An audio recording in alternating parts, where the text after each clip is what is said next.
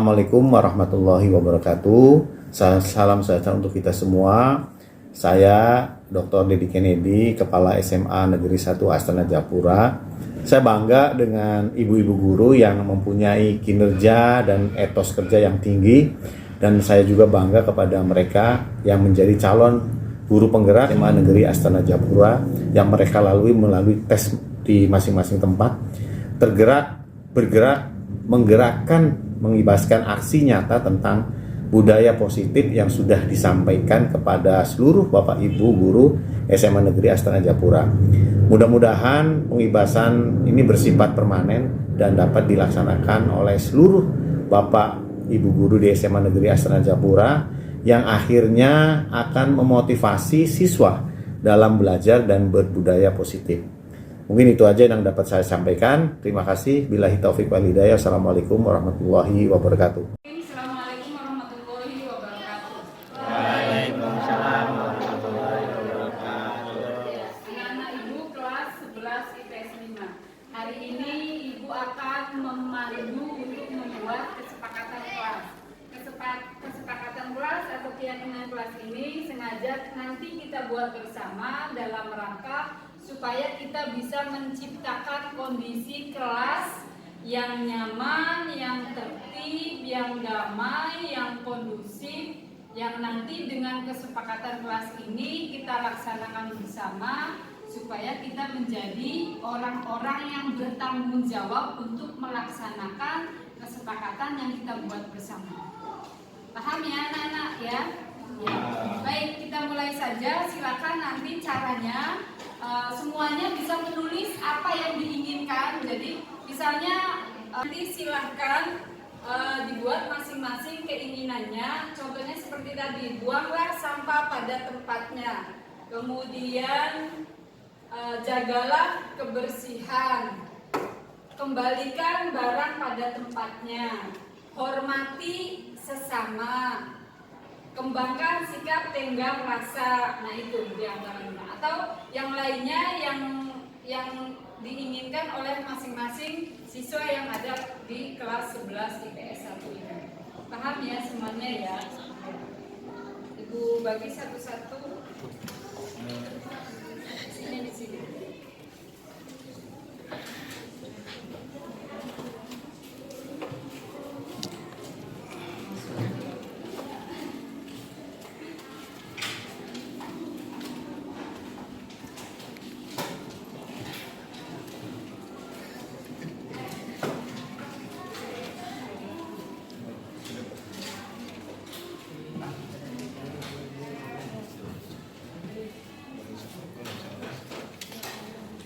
Boleh satu orang satu atau lebih, tidak apa-apa. Silakan. Kalau sudah langsung ditempelkan di situ.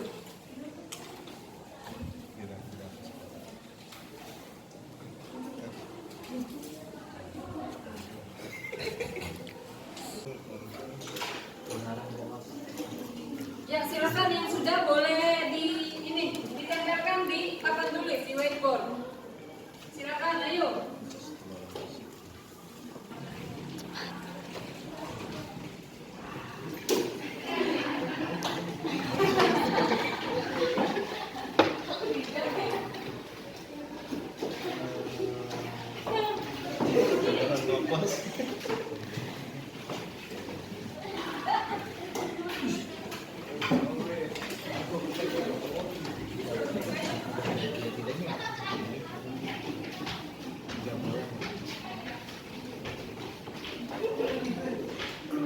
Tapi tentunya dari 36 ini rasanya kalau dimasukkan semua mungkin ini ya terlalu banyak. Jadi ada beberapa saja yang mewakili semuanya di sini.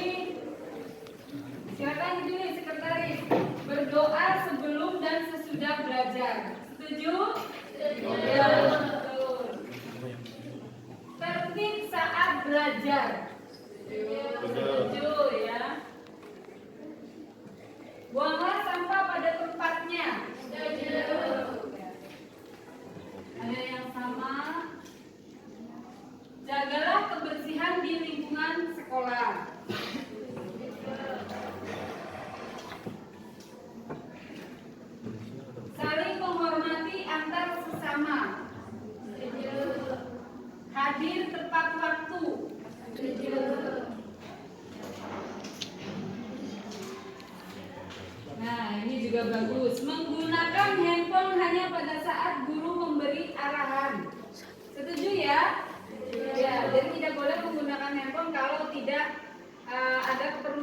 belajar, ya maksudnya.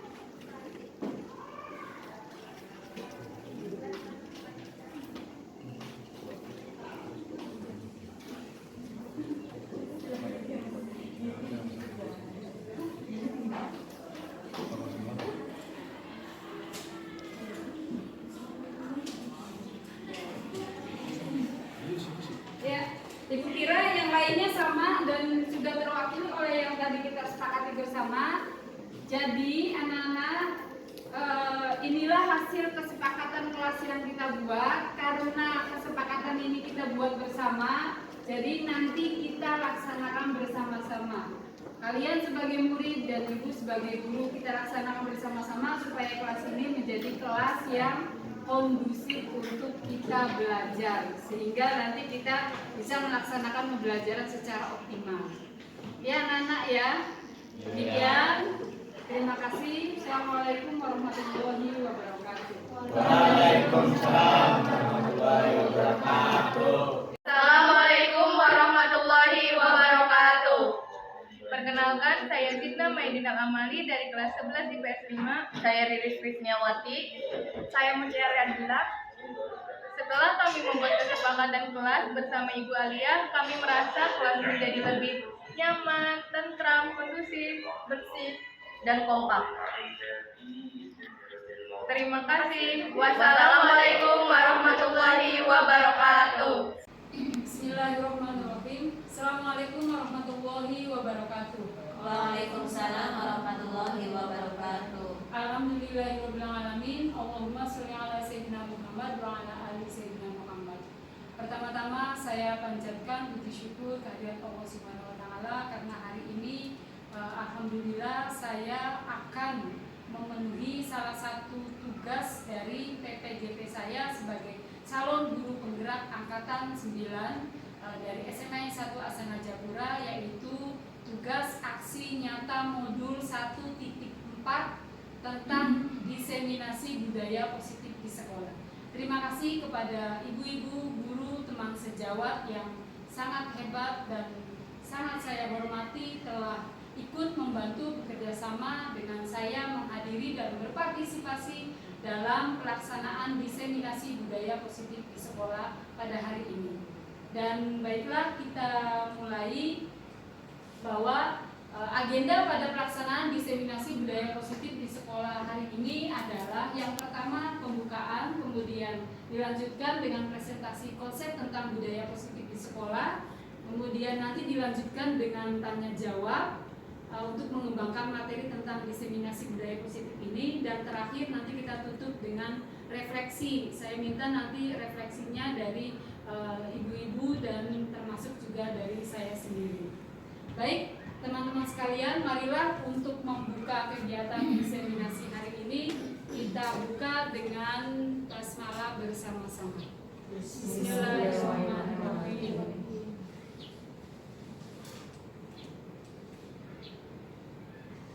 Latar belakang kenapa diseminasi ini dilakukan dalam rangka untuk membangun budaya positif di sekolah adalah salah satu dari Bapak Pendidikan Nasional kita, yaitu Bapak Ki Hajar Dewantara, memiliki satu filosofi pendidikan bahwa pendidikan itu tidak sekedar hanya transformasi pengetahuan. Jadi pendidikan adalah lebih dari itu, bagaimana tentang membangun karakter, mendidik nilai-nilai karakter yang ada di sekolah yang bertujuan untuk membentuk manusia utuh dan berbudaya, manusia yang memiliki akal budi, kemudian memiliki hati dan rasa kemanusiaan yang tinggi.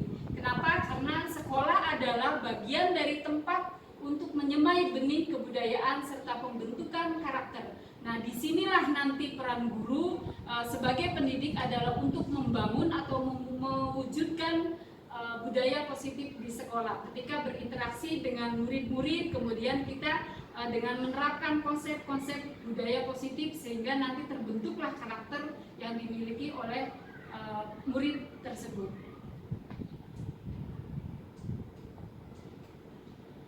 Sedangkan untuk tujuan pelaksanaan diseminasi budaya positif ini adalah yang pertama menyampaikan pemahaman mengenai konsep-konsep inti yang terdapat dalam budaya positif. Kemudian menguatkan semangat dan komitmen bersama dari kita sebagai guru, sebagai pendidik untuk membangun budaya positif di sekolah.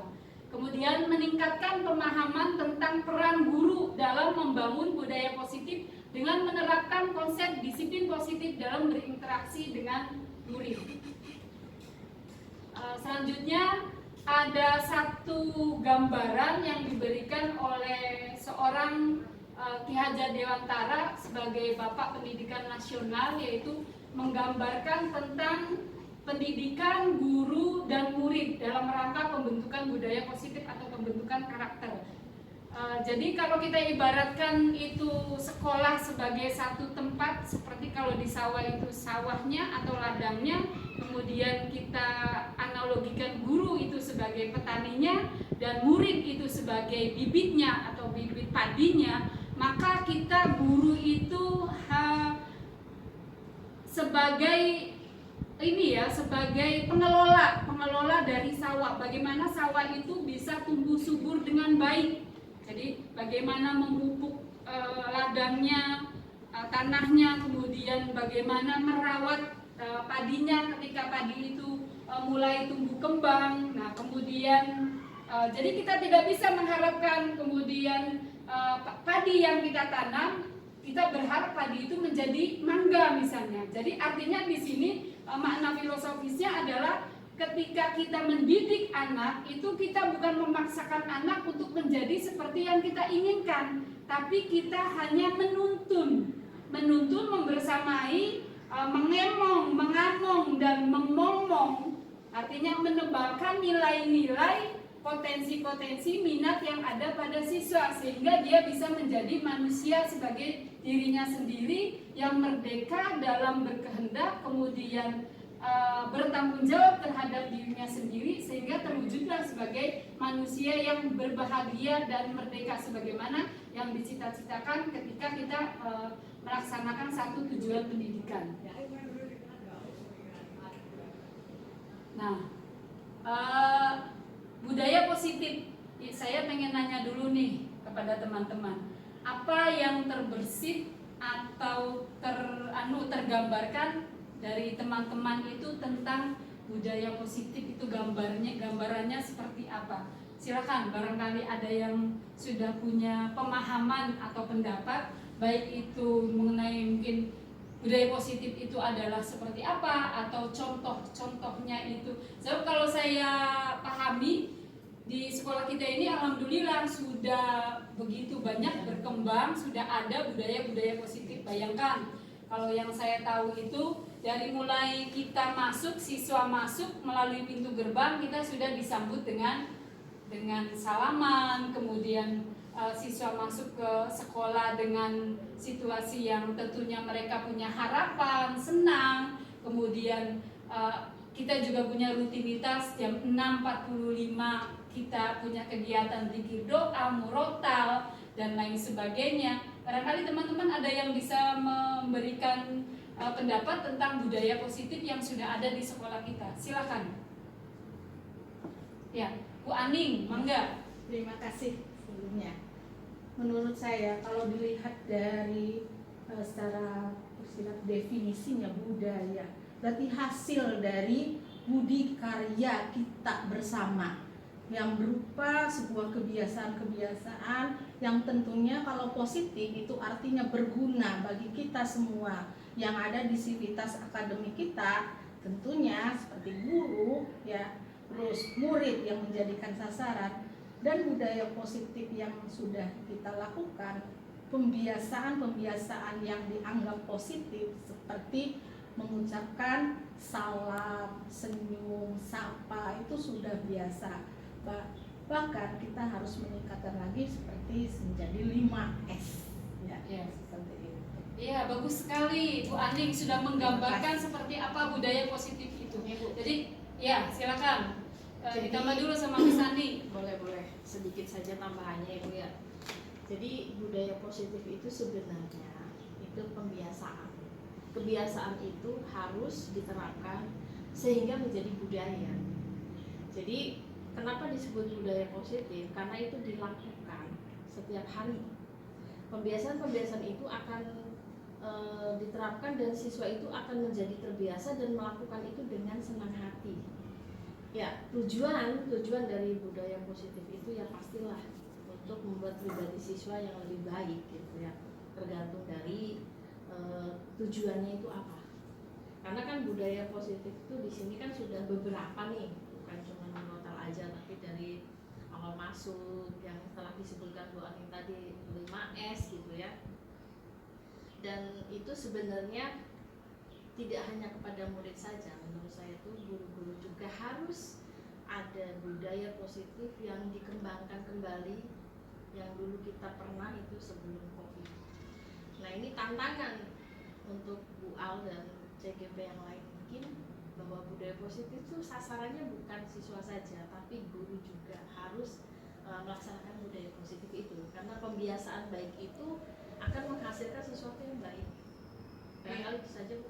Iya betul, terima kasih bisa nih. Barangkali ada yang lain, teman guru yang lain mau menambahkan atau cukup tentang definisi dan pemahaman serta contoh budaya positif. Betul sekali apa yang dikatakan tadi oleh Bu Aning dan Miss Andi, bahwa budaya positif itu adalah nilai-nilai atau pembiasaan-pembiasaan nanti akan terinternalisasi menjadi satu budaya, dan itu tidak dilaksanakan oleh sepihak atau secara parsial, tapi itu dilaksanakan secara holistik, komprehensif oleh semua yang ada, komponen atau elemen atau pemangku kepentingan yang ada di sekolah, oleh pihak pimpinan, kepala sekolah sampai dengan wakasek dan lain sebagainya, oleh kita sebagai guru. Hanya artinya kita didefinisikan di sini guru itu sebagai tutwuri handayani atau pelaksanaan tadi sebagai among, pamong dan ngemong bagi murid, tapi yang melaksanakannya sih budaya positif di sekolah itu ya seluruh dari komunitas yang ada di sekolah tentunya. Nah ini memang perlu, kenapa? Karena kalau dilaksanakan oleh sepihak oleh siswa tentunya nanti tidak berjalan dengan baik ya. Jadi memang harus dilaksanakan secara menyeluruh oleh seluruh pemangku kepentingan yang ada di sekolah.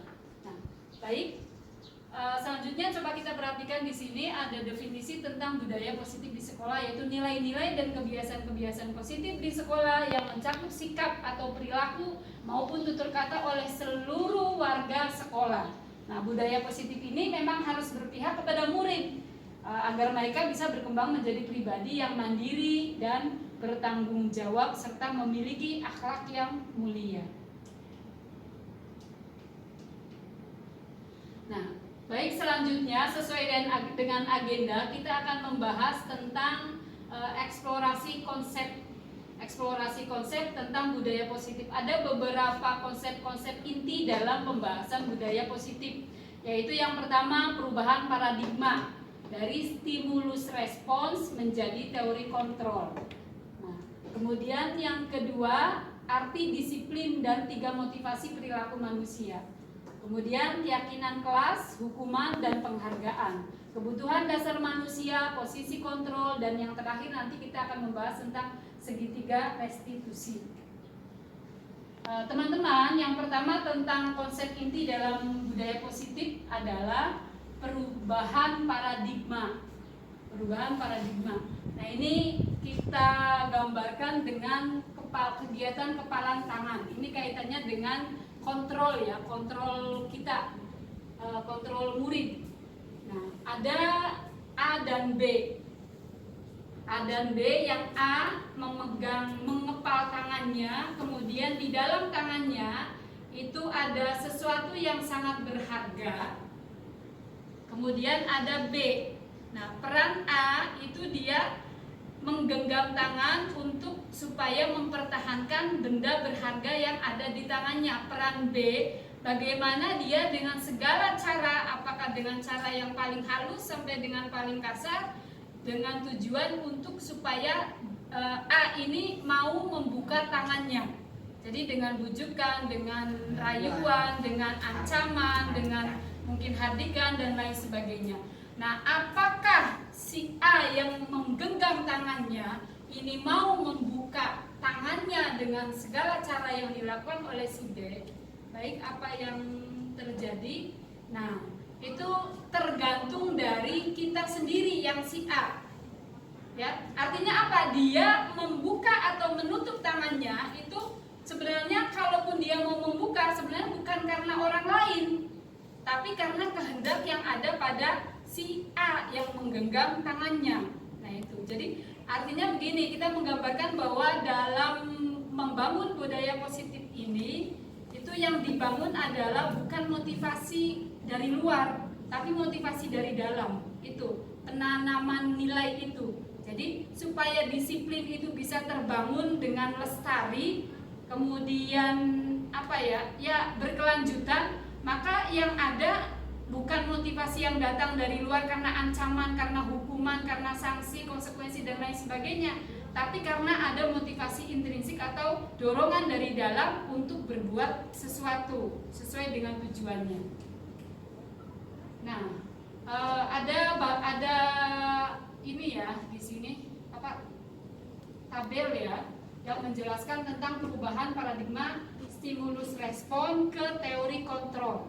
Nah, ada stimulus respon, kemudian ada teori kontrol. Yang pertama, kalau stimulus respon, kita mencoba mengubah orang agar berpandangan sama dengan kita. Nah, ini ada nilai apa menurut ibu-ibu sekalian? Ada nilai pemaksaan. Iya, betul. Nah, sedangkan teori kontrol seperti tadi, kita memahami bahwa kontrol itu datangnya bukan dari luar, tapi dari kita sendiri, dari motivasi intrinsik. Maka menurut teori kontrol, kita berusaha memahami pandangan orang lain tentang dunia. Artinya tidak boleh kita memaksakan kehendak, kita harus mengembangkan sikap toleransi di sini. Jadi nanti ada nilai luhur yang terkandung di dalamnya. Ya, artinya ada perspektif lain. Nah, disinilah kita maka dibangun sikap terbuka bahwa kita tidak boleh bahwa kita adalah satu-satu pemegang kebenaran, tapi mungkin memberikan ruang lain bahwa ada perspektif lain yang mungkin di luar kemampuan kita untuk memahaminya. Makanya perlu ada teori kontrol ini. Kemudian perilaku buruk dilihat sebagai suatu kesalahan, bahwa orang berbuat buruk pasti salah dan selamanya salah. Ada sudah dicap. Nah, ini nanti kita dalam dikembangkan dalam teori segitiga restitusi, nanti ada istilahnya validasi tindakan salah. Bagaimana kita berempati memahami murid yang berbuat salah supaya mereka kita merasa bahwa kita mau menerima kesalahannya, tapi bukan berarti membenarkan kesalahannya. Nah, dalam teori kontrol, semua perilaku memiliki tujuan. Jadi artinya ketika misalnya seperti tadi gambaran kita melepaskan genggaman tangan, itu pasti ada tujuan. Bisa saja mungkin kita melepas barang berharga kita, tapi dengan tujuan yang baik. Jadi bukan karena dorongan dari luar. Nah, kemudian orang lain bisa mengontrol saya. Nah, stimulus respon. Nah, sedangkan dalam teori kontrol itu hanya Anda yang bisa mengontrol diri Anda, seperti tadi. Kemudian saya bisa mengontrol orang lain, Anda tidak bisa mengontrol orang lain. Pemaksaan ada pada saat bujukan gagal. Nah, kolaborasi dan dirubah menjadi kolaborasi dan konsensus menciptakan pilihan-pilihan baru. Dengan adanya kerjasama, dengan adanya konsensus, maka kegagalan ini seperti kita tahu bahwa kegagalan adalah keberhasilan, kesuksesan yang tertunda. Nah, itu ada perubahan pola pikir ya, mindset atau paradigma kita. Kemudian model berpikir menang kalah. Nah, sedangkan dalam teori kontrol itu model berpikir menang-menang, semuanya menang walaupun kelihatan kalah, nah, tapi sebenarnya menang.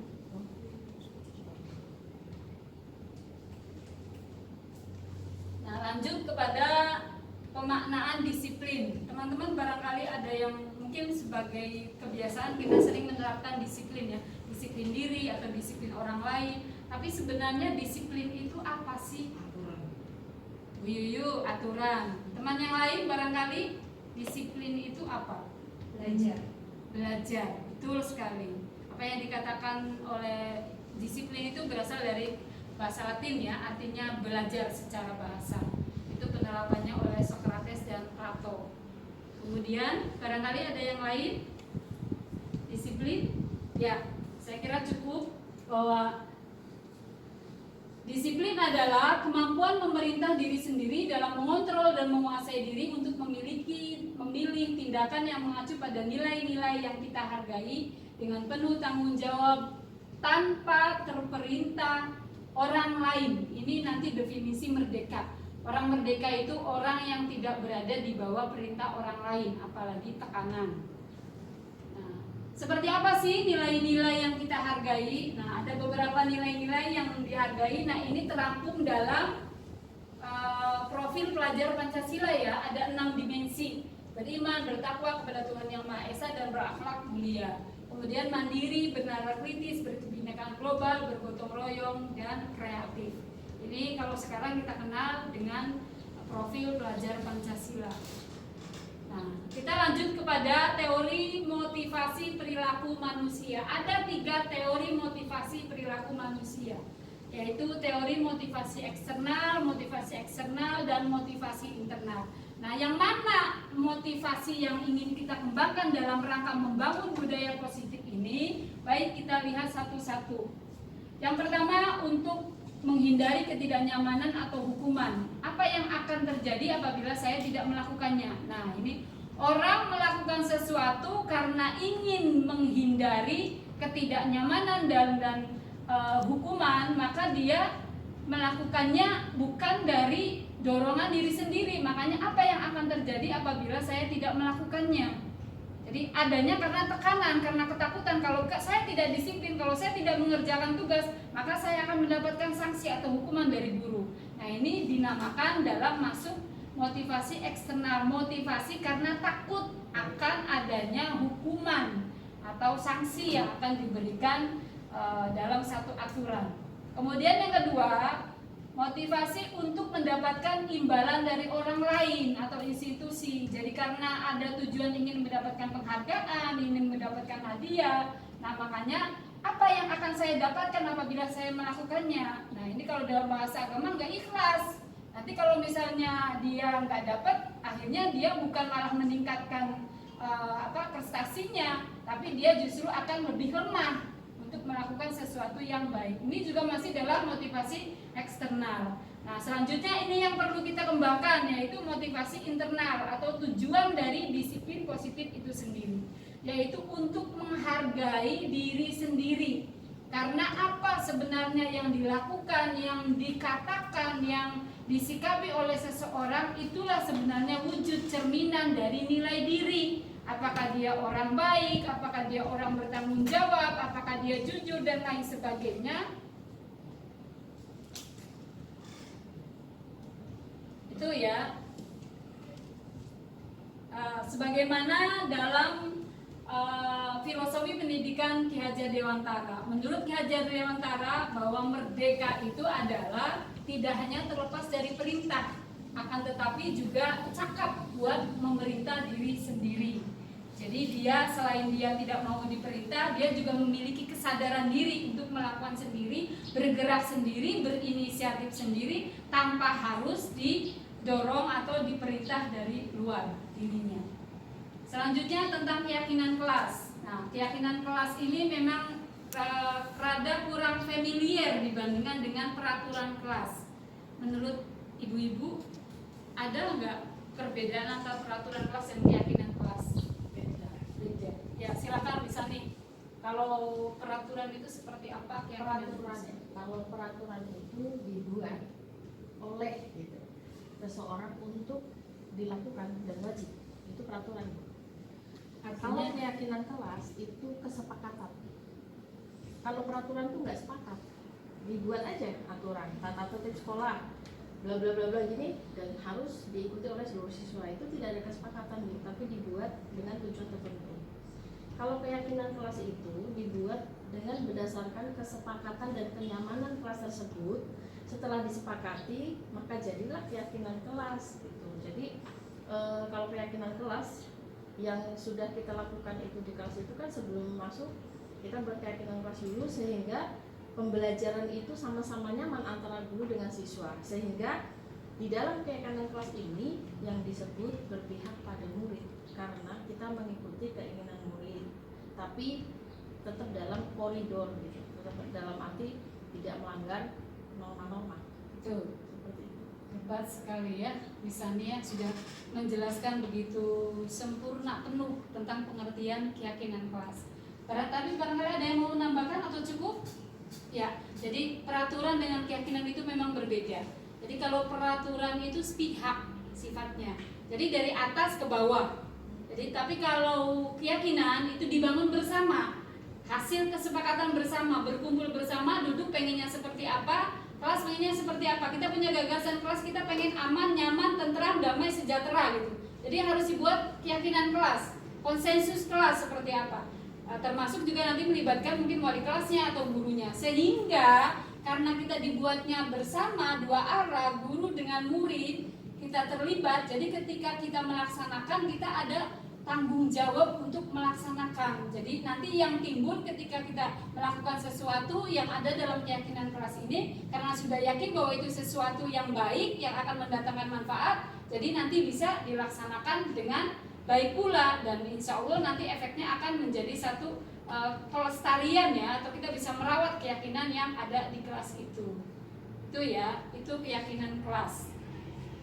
Jadi kalau definisinya sih di sini keyakinan kelas itu nilai-nilai kebajikan atau prinsip-prinsip universal yang disepakati bersama secara universal, lepas dari latar belakang suku, negara, bahasa maupun agama. Kemudian pembentukan keyakinan kelas. Nah, ini keyakinan kelas itu harus bersifat abstrak daripada peraturannya. Misalnya bertanggung jawab. Nah, kalau peraturan misalnya dilarang buang sampah sembarangan.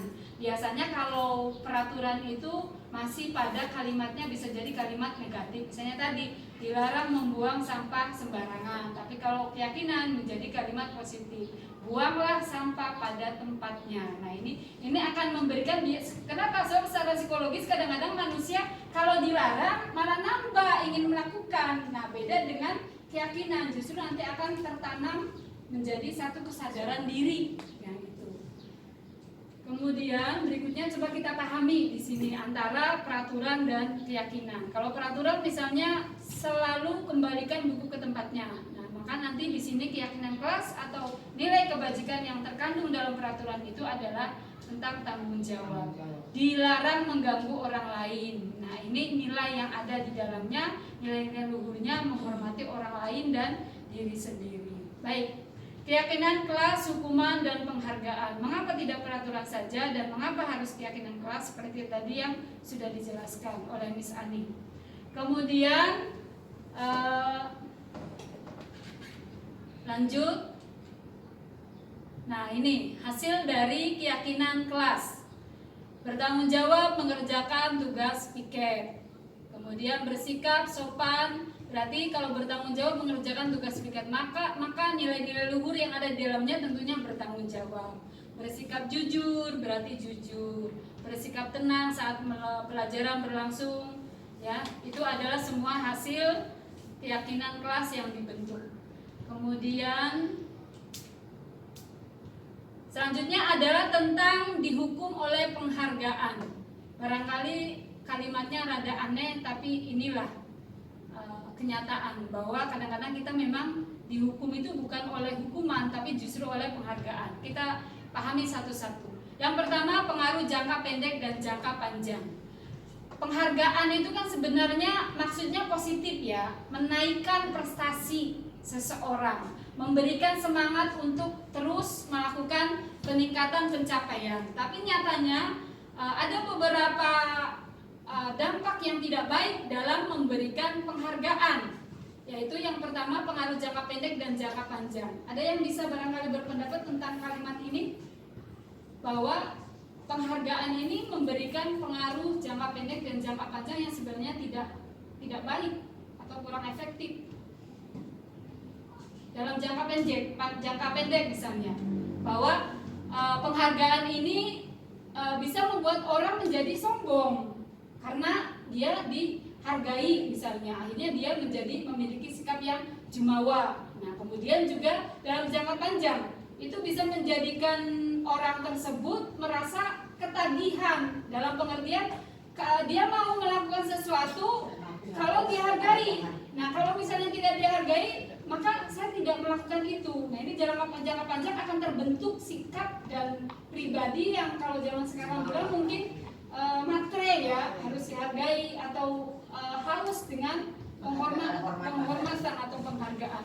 Kemudian penghargaan menghukum, penghargaan tapi sifatnya kok menghukum. Barangkali ibu-ibu pernah mengalami sendiri ya waktu kita jadi siswa. Ada siswa yang ranking 1, kemudian selalu disebut-sebut. Aduh bagus, itu Mawar ranking 1 ya, kamu pintar sekali, pasti rajin. Coba kamu yang B, kenapa kamu rankingnya kok ranking 30? Coba silakan tiru tuh yang Mawar yang bisa dapat ranking 1. Kira-kira perasaan kita sebagai tadi siapa? Dedi misalnya, apa yang kita rasakan? Hancur, krisis identitas, malu, dipermalukan. Nah itu bisa menjadi anak yang mudah down misalnya, dia akan terpukul sekali mendapatkan. Jadi di satu sisi ada anak yang diberikan penghargaan, tapi di sisi lain ada anak yang tersakiti. Makanya kita sebagai guru pinter-pinter ketika kita mengelola taruhlah dalam satu kelas gitu, manajemen kelas ya, sehingga kita memberikan penghargaan itu bukan untuk misalnya yang lain merasa tersakiti atau merasa rendah diri. Tapi itu juga Bu, kalau misalkan berprestasi kita ucapkan selamat atau berikan sertifikat supaya memotivasi yang lainnya kan? Iya, betul. Saya setuju itu nggak apa-apa karena memang sebenarnya itu baik. Hanya memang ada situasi tertentu yang barangkali kita kurang bisa menghandle dengan baik, sehingga di satu sisi kita meningkatkan semangat anak, di sisi lain kita menurunkan rasa percaya diri dan membuat dia menjadi manusia gagal ini yang sangat tidak harus kita hindari.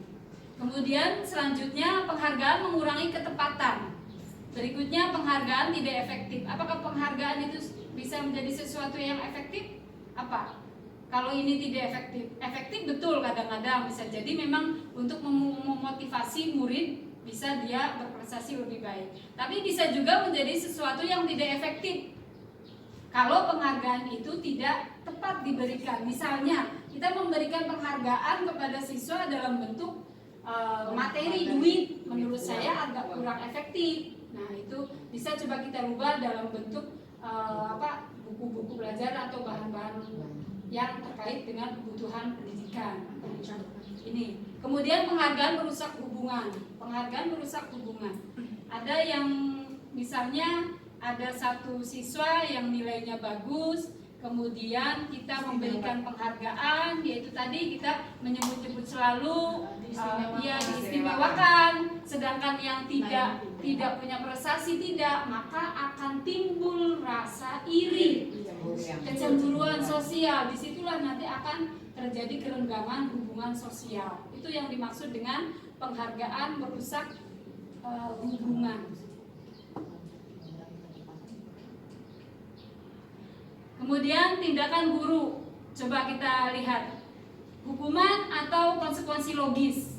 Jadi yang masih boleh kita lakukan itu sebenarnya apa? Apakah hukuman atau konsekuensi logis?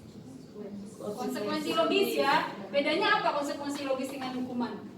Kalau hukuman bisa juga membuat anak itu jadi trauma. Betul. Kalau konsekuensi bisa ke arah yang lebih baik, positif. Iya, betul sekali Bu Om. Jadi kalau hukuman itu efeknya nanti menyakiti biasanya, membuat anak trauma, membuat anak rasa tidak percaya diri. Tapi kalau konsekuensi logis, ini ada hubungan dengan menanamkan sikap tanggung jawab. Karena konsekuensi ini nanti ada hubungannya dengan apa yang dia lakukan. Baik-baik kita cermati pemahaman tentang hukuman atau sanksi konsekuensi logis. Saya nanti nanya ya. Kalau ada tindakan guru mencatat 100 kali di dalam buku dengan kalimat saya tidak akan terlambat lagi karena terlambat ke sekolah. Kalau ada siswa yang terlambat sekolah, kemudian guru memerintahkan anak tersebut untuk mencatat kalimat seperti itu, kira-kira ini sebagai hukuman atau konsekuensi logis? Hukuman ya? Betul, bukan sekali loh. Iya. Bukan konsekuensi logis karena memang dia terlambat ke sekolah ya. Ya, lanjut. Lari mengelilingi lapangan basket 2 kali karena terlambat hadir di sekolah. Kira-kira ini hukuman atau konsekuensi logis? hukuman, karena tidak ada hubungannya lari mengelilingi lapangan basket sampai 2 kali dengan terlambat hadir. Nah, ini hukuman. Kemudian murid diminta untuk push up 15 kali karena tidak menggunakan masker ke sekolah. Nah, ini hukuman. Menggantikan kerja tugas teman yang telah dicoret-coret. Nah, ini konsekuensi logis. Baik. Nah, selanjutnya konsep inti dari budaya positif adalah kebutuhan dasar manusia. Kebutuhan dasar manusia itu ada 5, teman-teman. Yang pertama survival. Ya, survival itu apa ya? Kemampuan untuk mempertahankan diri agar tetap bertahan. Kemudian ya, cinta dan diterima, cinta kasih dan diterima atau belonging. Kemudian penguasaan, kecenderungan untuk berkuasa, kesenangan, dan yang terakhir kebebasan. Ini adalah 5 dasar kebutuhan manusia yang melatar belakangi kenapa orang itu berbuat sesuatu. Jadi alasannya ini. Nah, contohnya di sini, kita mungkin sering menemui sehari-hari ketika ada anak yang nakal, bukan nakal ya, jangan, kita tidak boleh mengatakan nakal, atau ada anak yang agak berlebihan dalam bertindak, anak yang suka jahil atau suka minta uang ke temannya sehingga membuat temannya kecewa atau sedih atau sakit hati. Nah, ini kita harus pintar-pintar menangani ya. Apa sebenarnya yang di latar belakangi kenapa anak itu bisa melakukan meminta uang dengan paksa kepada temannya. Ini kita harus mengelola dengan bijaksana. Jangan langsung menghantam atau menghakimi anak bahwa dia jahat, dia anak tidak baik. Tapi kita ajak anak itu untuk terbuka agar menceritakan ada apa di balik kesalahan yang dilakukannya. Nah, ini tuh. Jadi Agus ini dia suka minta makanan temannya. Jadi kemudian setelah gurunya, anak yang dimintai makanan lapor ke gurunya. Kemudian gurunya mengajak ngobrol Agus. Sebenarnya apa yang terjadi? Nah, ini ada beberapa motif kenapa Agus melakukan pemaksaan meminta makanan kepada temannya. Yang pertama, kalau Agus karena lapar dan orang tuanya tidak membawakannya bekal makan siang, maka kebutuhannya adalah untuk mempertahankan hidup atau survival ya. Nah, itu dia mencoba bertahan bagaimana supaya tidak kelaparan. Sehingga kenapa? Karena memang dari rumahnya dia tidak dibawakan, dipersiapkan nasi oleh orang tuanya. Jadi di sekolah kemudian supaya dia tidak lapar, maka dia memaksa meminta kepada temannya. Nah, ini berarti kebutuhan yang diinginkan oleh Agus adalah untuk memenuhi kebutuhan hidupnya untuk tetap bertahan supaya tidak lapar. Nah, kemudian yang kedua, apabila jawaban Agus itu karena ia senang temannya itu jadi memperhatikan dia, nah ini artinya Agus berusaha memenuhi kebutuhannya untuk menguasai, bukan menguasai ya, untuk mendapatkan cinta kasih atau perhatian dari temannya. Kemudian apabila Agus ini dia merasa hebat karena temannya jadi takut, kemudian mau mengikuti apa yang diinginkannya, nah inilah kebutuhan kekuasaan atau penguasaan terhadap orang lain. Kemudian kalau Agus itu dia merasa bosan dengan bekal yang dibawakan ibunya, karena selalu dibawakan bekal yang sama, maka ini dia ingin memenuhi kebutuhannya, yaitu tentang kebebasan. Saya ingin bebas memilih, jangan hanya dari satu pilihan dari orang tua, tapi variasi makanan yang lainnya.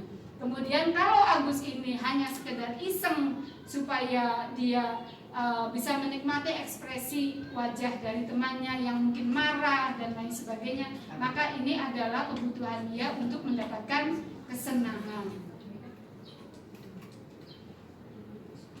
Itu ya. Kemudian baik, kita pada pemahaman tentang 5 posisi kontrol guru. Ada 5 posisi yang bisa kita ambil di hadapan murid dalam rangka membangun budaya positif. Yang pertama, penghukum. Kemudian pembuat merasa bersalah, teman, pemantau dan manajer.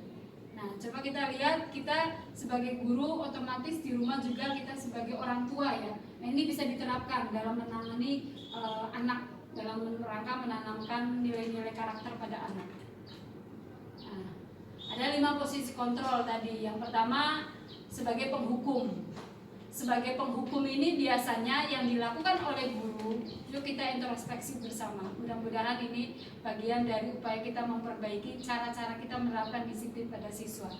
Kalau kita sebagai penghukum, maka yang kita lakukan adalah biasanya menghardik, kemudian menunjuk-nunjuk, dan akhirnya menyakiti, menyindir. Nah, ini biasanya dengan kata-kata, kalau kamu tidak melakukannya, awas, nanti ibu kasih nilai kecil, atau kamu tidak usah lagi masuk kelas. Nah, itu adalah sebuah penghukuman bagi mereka. Nah, kemudian biasanya hasilnya ya membentak atau menyalahkan orang lain. Memberontak, maksudnya respon dari siswa akhirnya bukan malah mengikuti apa yang kita inginkan, tapi malah mereka akan menjadi pemberontak karena mereka merasa terintimidasi dengan ancaman yang diberikan oleh guru. Kemudian bisa jadi untuk menghindari penghakiman dari gurunya, maka siswa itu malah menyalahkan orang lain, mengkambing hitamkan orang lain. Nah, atau misalnya dia untuk menutupi kesalahan agar tidak dimarahi atau dihukum oleh gurunya, maka dia akan berbohong. Nah, itu artinya kalau kita sebagai guru berada pada posisi penghukum, maka hasilnya tidak baik untuk siswa. Malah nanti siswa akan menjadi pribadi yang lebih buruk. Nah, kemudian yang kedua, membuat orang merasa bersalah. Membuat orang merasa bersalah ini biasanya yang kita lakukan. Ya, sering kita lakukan. Nah, dengan cara berceramah, menasihati, tapi intinya misalnya seharusnya kamu jangan malas. Nah, ibu kecewa sama kamu. Kamu kan udah disekolahin di sini, misalnya sudah orang tua banyak berkorban dan lain sebagainya. Biasanya dengan kalimat seperti itu akhirnya anak menjadi, oh iya berarti saya selama ini salah ya sama orang tua sudah membiayai saya. Nah, itu artinya kita pada posisi membuat orang merasa bersalah. Kemudian dengan kalimat, kamu seharusnya kamu sudah tahu, ibu lelah sekali mengatakannya, ibu stres. Nah, ini apa yang dihasilkan dari posisi kita sebagai pembuat orang bersalah, maka nanti siswa akan menyembunyikan, kemudian menyangkal dan berbohong. Nah, ini berarti justru nilai-nilai yang tidak baik nanti yang terserap oleh siswa untuk menghindari dia agar merasa tidak bersalah. Kemudian posisi sebagai teman membuatkan alasan-alasan untuk muridnya, yaitu dengan guru berkata, ayolah lakukan demi ibu. Kemudian masa kamu tidak mau, ingat tidak, ibu pernah bantu. Nah, itu.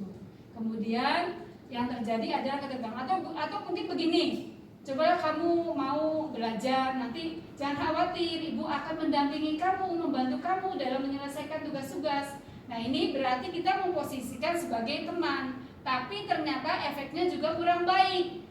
Akhirnya siswa tersebut memiliki ketergantungan kuat terhadap gurunya, jadi dia kurang punya inisiatif sendiri, kurang punya dorongan sendiri untuk melakukan sesuatu. Kemudian selanjutnya sebagai pemantau ini biasanya guru itu hanya memantau, kemudian mengukur tingkat perubahan yang dialami oleh siswanya. Nah, ini hasilnya, maka siswa akan berusaha menyesuaikan diri bila diawasi. Jadi dia kesadaran dia itu dorongannya bukan dari dalam, tapi dia melakukan sesuatu yang baik kalau diawasi, ya. Jadi bukan karena dia pengen menunjukkan nilai dirinya. Itu ya. Nah, ini yang terakhir, manajer. Sebagai manajer, kita diharapkan posisi guru itu sebagai manajer dalam mengontrol siswa atau menerapkan budaya-budaya positif. Apa itu sebagai manajer? Yaitu dengan hanya mengajukan pertanyaan-pertanyaan. Jadi manajer itu artinya kita sebagai pembimbing, ya. Kita membimbing, kita mendampingi, kita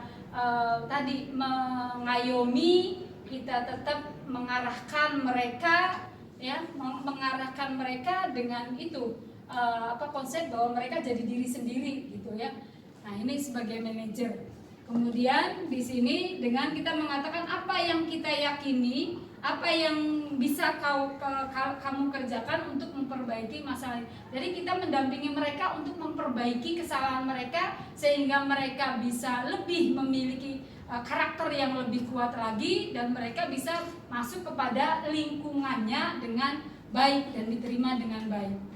Nah, kemudian apa hasilnya kalau kita memposisikan diri sebagai manajer adalah menguatkan pribadi tadi. Jadi menguatkan pribadi siswa. Siswa yang tadinya melakukan kesalahan, kemudian merasa krisis identitas, merasa gagal, akhirnya kemudian dia menjadi kuat kembali kepribadiannya dan bisa berkumpul lagi dengan teman-temannya. Ini yang kita harapkan. Makanya yang posisi yang terbaik menurut saya di sini adalah sebagai manajer.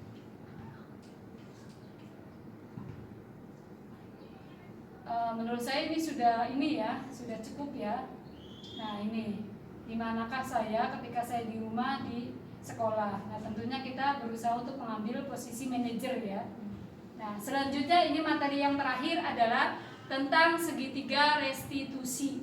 Nah, segitiga restitusi ini adalah proses menciptakan kondisi bagi murid untuk memperbaiki kesalahan mereka sehingga mereka bisa kembali pada kelompok mereka dengan karakter yang lebih kuat.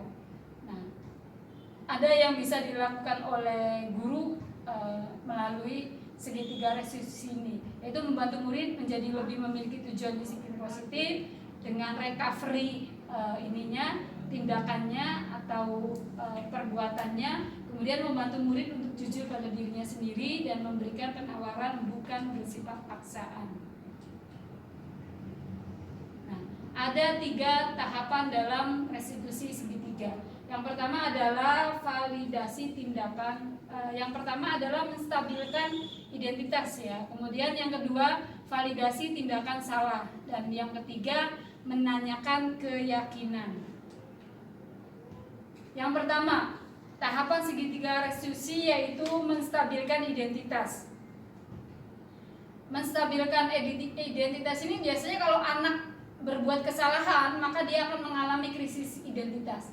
Nah, kita sebagai guru itu harus mengembalikan atau menstabilkan identitasnya sebagai manusia yang baik. Maka yang dilakukan oleh kita adalah biasanya dengan kata-kata berbuat salah itu tidak apa-apa.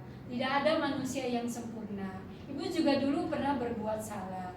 Gitu. Tapi yang paling baik adalah ketika kita berbuat salah maka kita harus menyadari apa yang kita lakukan atau kesalahan yang kita lakukan.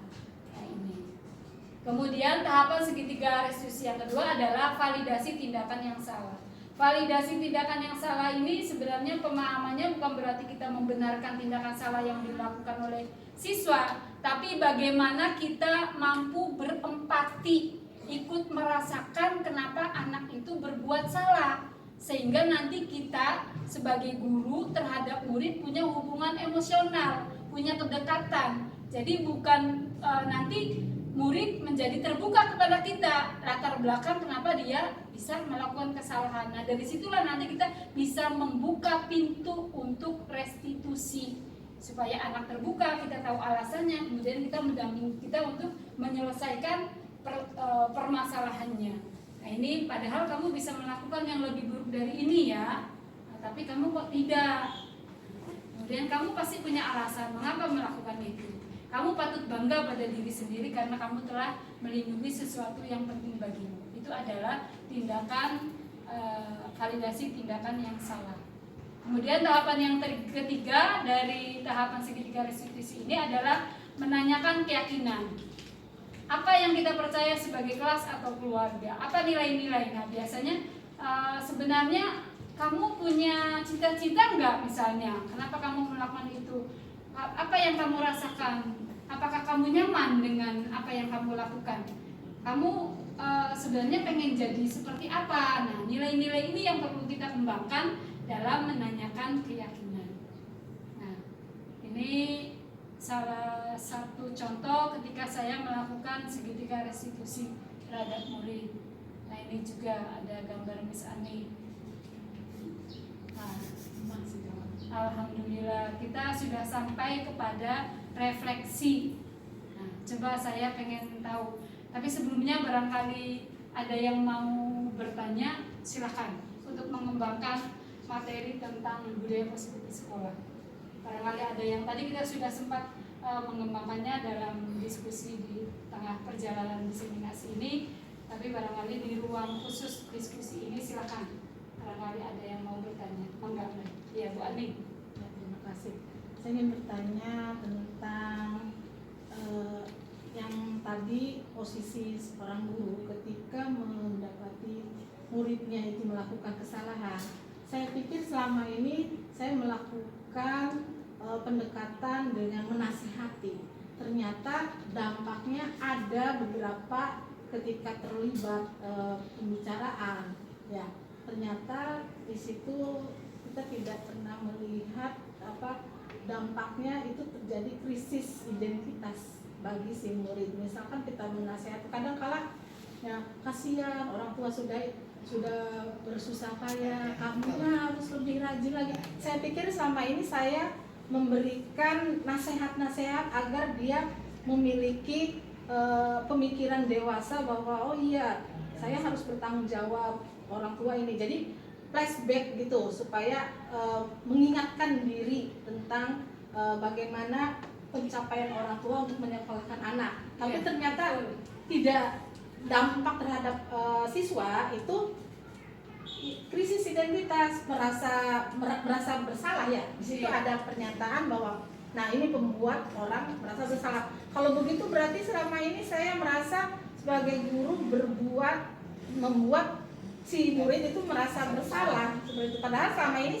yang saya pikir itu adalah menasehatinya, memflashback bahwa ini itu pun juga karena kita tahu bahwa dari hasil pembicaraan alasan-alasan memang sudah disampaikan oleh siswa kenapa mereka bisa salah, misalkan dengan terlambat, kenapa misalkan malamnya terlalu begadang gitu ya, padahal orang tua dulu. Nah kadang kita ingin membuat si anak itu berempati kepada orang tuanya, tapi ternyata tidak selamanya hasilnya itu baik ya. Itu ada krisis identitas si murid dan diantaranya hasilnya adalah menyembunyikan kenyakalan dan berbohong. Itu gimana ya supaya kita menjadi manajer, padahal kita juga ingin mengingatkan kepada si murid tentang upaya-upaya orang tua ya, sehingga dia termotivasi, maksud saya begitu. Tapi ternyata nggak selamanya diterima ya. Iya betul. Betul. Terima kasih Bu Aning, pertanyaan yang sangat bagus sekali dikaitkan dengan gambaran tadi. Secara real kita memang sering banyak melakukan itu. Itu sebenarnya sebagai penguatan kita ya untuk menambah kesadaran murid supaya dia menjadi lebih baik. Tapi ternyata itu salah. Kalau kita kaitkan dengan posisi kontrol, kita pada posisi pembuat orang merasa bersalah, bukan malah dia tambah sadar, tapi dia justru tambah menyembunyikan, merasa bersalah, kemudian malah menyangkal. Nah, ini menurut saya betul sekali tadi yang dikatakan oleh Bu Aning, tapi caranya yang kita geser caranya. Jadi bukan kita langsung mengaitkan dengan muridnya tadi bagaimana perjuangan ibunya, bagaimana pengorbanan dan lain sebagainya. Tapi coba kita ceritakan alam lain, orang lain, bukan dibandingkan, tapi diberikan contoh orang lain, inspirasi, mendatangkan inspirasi dari luar, sehingga dia tidak dihakimi karena dia salah. Tetap menurut saya bagaimanapun kalau apa yang dikatakan oleh Bu Aning berarti sudah menghakimi bahwa anak itu sudah salah gitu, karena dia sudah mengkhianati atau tidak amanah terhadap apa yang dilakukan oleh orang tuanya, harapan orang tuanya. Jadi masih bagus, benar tadi yang dikatakan oleh, sudah bagus yang katakan Bu Aning, tapi contohnya dialihkan. Jadi seolah-olah dia betul. Jadi seolah-olah oh iya ya, itu orang kalau ini berhasil berarti memang harus nurut sama orang tua, nurut sama guru, harus disiplin, harus bertanggung jawab dan lain sebagainya. Berarti menceritakan kisah inspiratif orang lain ya, yang berhasil tentunya yang jadi, dia tahu. Betul, tidak dihakimi, tidak didikte, dan kemudian tidak dipaksa. Kalau seperti tadi seolah-olah anak itu ditekan supaya tidak merasa bersalah, maka kamu harus begini. Nah kalau ini silahkan nih dihadirkan nih, kamu kalau mau jadi orang sukses, jadilah orang seperti ini. gitu. Nanti silakan dia memilih dengan dia mengamati sendiri, memahami sendiri. Nah, dia nanti akan memilih, oh iya berarti kalau pengen jadi seperti ini, ya seperti itu paling enggak. Menurut saya begitu. Silakan dikembangkan sama yang lain, barangkali ada yang memberikan tanggapan. Ya, memang saya akui, Bangga, saya juga merasa ya ketika ke murid itu lebih ke membuat orang merasa bersalah. Ya, saya betul, akui itu. biasanya. Tapi memang kalau untuk ke posisi manajer sendiri, dari si murid tersebut juga harus menyadari kesalahannya. Jadi kita bertanya ke murid tersebut, kira-kira apa yang tadi Kak Anu lakukan menurut kamu itu sesuatu yang benar tidak gitu. Jadi sehingga kalau kita dengan cara kita bertanya, dia merasa dia tidak dijudge bahwa dia itu salah ya. Ketika sudah ditanya, dia memberikan alasannya seperti ini seperti itu, silakan si murid tersebut menyadari kalau oh iya ternyata saya salah, saya harus bagaimana. Itu mungkin posisi kontrol kita sebagai manajer seperti itu. Betul sekali apa yang dikatakan oleh Ibu Rena, bahwa kita sebagai manajer terhadap guru itu posisinya bukan tadi misalnya mendikte. Jadi kita mengungkapkan membuat siswa supaya terbuka apa yang dialaminya, kenapa dia bisa berbuat seperti itu. Kalau perlu menurut saya kita bisa lebih berbuat lagi, artinya gini, untuk membuat dia nyaman dengan bahasa kita, dengan membangun situasi yang membuat dia nyaman. Itu bisa kita misalnya yuk kita ke bakso yuk gitu. Bakso bareng, kemudian kita ajak Jadi dia teman. terbuka sehingga ngena gitu. Jadi ada hubungan baik sekali, iya, ada hubungan emosional sehingga anak bisa masuk apa yang dia bisa memahami kita, kemudian dia bisa menerima kita. Kalau sudah begitu, menurut saya apapun anaknya, insya Allah. Tapi yang paling lagi kita menunjukkan keteladanan terutama, itu yang paling baik. So, omongan itu tidak akan ampuh kalau kita tidak diimbangi dengan keteladanan atau perilaku baik yang kita tunjukkan. Tuh, terima kasih Bu Rena, Bu Ani, bagus sekali. Masih ada lagi yang lain? Silakan. Coba gimana? Ayah sakit. Silakan Bu Yu. Ya, kan tahu sendiri ya situasi sekolah kan. Kita udah menerapkan disiplin, nah, apalagi di sini kan budaya disiplin ya. Ya betul-betul harus ekstra sebagai guru. Dan itu menyadari bahwa posisi yang baik itu ya bukan menghukum, menjas, harus sebagai manajer ya. Kadang-kadang anak sudah 1 kali 2 kali misalkan buat suatu kesalahan, tapi kita kadang-kadang mungkin caranya yang beda mungkin kan gitu. Tahu-tahu anak itu ya udah berbuat salah 1 kali 2 kali tidak ada perubahan, lalu kita harus seperti apa cara melakukannya. Padahal di situ udah jelas sekali bahwa guru itu harus menjadi manajer, betul-betul membimbing. Kita sudah kan, menasihati sudah, tapi tidak ada perubahan. Mungkin ya memang idealnya kan kalau kita sudah menerapkan posisi sebagai manajer, anak menjadi baik. Tapi kan tidak seajaib itu ya. Nah, makanya memang perlu hal yang kita lakukan. Yang pertama, kita pertanyaannya sudah maksimalkah strategi kita kah, atau mungkin pendekatan kita kah, atau ucapan kita kah? Seperti tadi, tidak hanya kita lakukan, tidak hanya di sekolah, mungkin perlu kita bawa keluar. Nah, supaya lebih ngena, supaya dia bisa, kalau seperti itu kan dia berasa benar-benar dekat dengan kita. Dan biasanya kalau orang dekat, orang udah percaya sama kita, maka dia akan mengikuti kita. Nah, kemudian kalau sudah begitu, kita tidak bisa, memang kita di sekolah tidak bisa berbuat sendiri. Maka mungkin ada sesuatu efek-efek dari luar. Misalnya kita di sekolah sudah menerapkan budaya yang bagus, tapi di rumah jadi tidak stabil, tidak seimbang ya. Mungkin di rumah dia digerogoti dengan situasi rumah yang justru membuat dia terancam kah, membuat dia tidak nyaman kah, membuat dia yang tadinya sudah stabil, sudah baik di sekolah, kembali lagi ke rumah, situasi yang kurang baik membuat dia menjadi lemah lagi. Nah, kemudian sehingga balik lagi ke sekolah dia menjadi tidak baik kan, seperti itu bisa saja jadi pingpongnya agak kurang seimbang ya. Di sini baik, bisa mungkin kurang mendukung. Nah, oleh karena itu kita perlu melakukan jalinan komunikasi dengan pihak orang tua, kemudian juga ya paling tidak seperti itu ya. Jadi ada komunikasi antara sekolah dan terutama di sini saya yakini termasuk peran BK ya. Peran BK itu sangat penting karena di BK itu tersimpan banyak informasi tentang siswa sehingga kita tahu banyak seperti apa latar belakang kenapa siswa melakukan kesalahan misalnya. Itu paling tidak itu ya Bu Yuli ya. Terima kasih. Barangkali ada teman-teman yang bisa menambahkan atau cukup untuk diskusinya?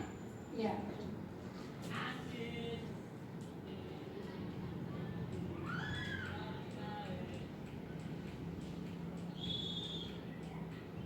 Selanjutnya yang terakhir refleksi ya. Refleksi mangga dari ibu-ibu dulu tentang pengimbasan budaya positif di sekolah. Itu yang tadi pemaparan yang sudah saya sampaikan, diskusi yang kita lakukan bersama. Apa refleksinya buat teman-teman? Perasaan saya, Satu orang, ya, mangga Bu Ani. terima kasih.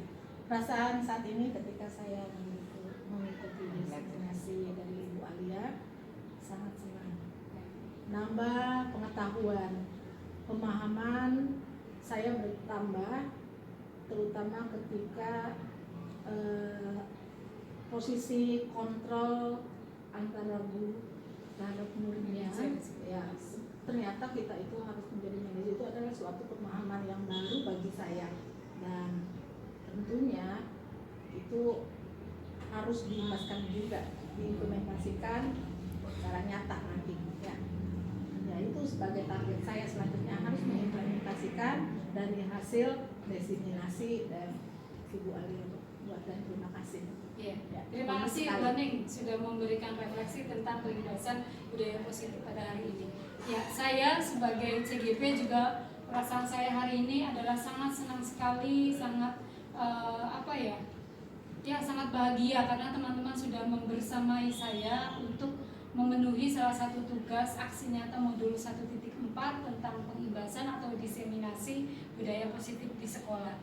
Kemudian yang kedua, setelah mengikuti materi pengimbasan diseminasi hari ini, saya tentunya lebih mendapatkan penguatan kembali tentang materi budaya positif di sekolah.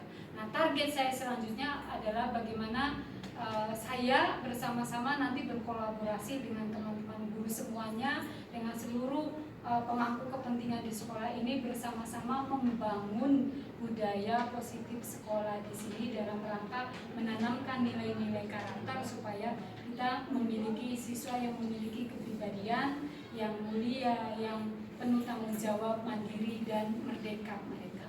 Dengan artinya merdeka di sini mereka memiliki inisiatif sendiri, memiliki kesadaran diri untuk melakukan budaya positif. Teman-teman sekalian, terima kasih untuk kebaikan teman-teman hari ini mengikuti diseminasi budaya positif di sekolah. Tidak ada yang bisa saya berikan kepada teman-teman kecuali rasa kebanggaan dan rasa terima kasih yang sebesar-besarnya. Demikian teman-teman, mohon maaf kalau banyak kekurangan, banyak kesalahan. Terima kasih. Assalamualaikum warahmatullahi wabarakatuh. Waalaikumsalam.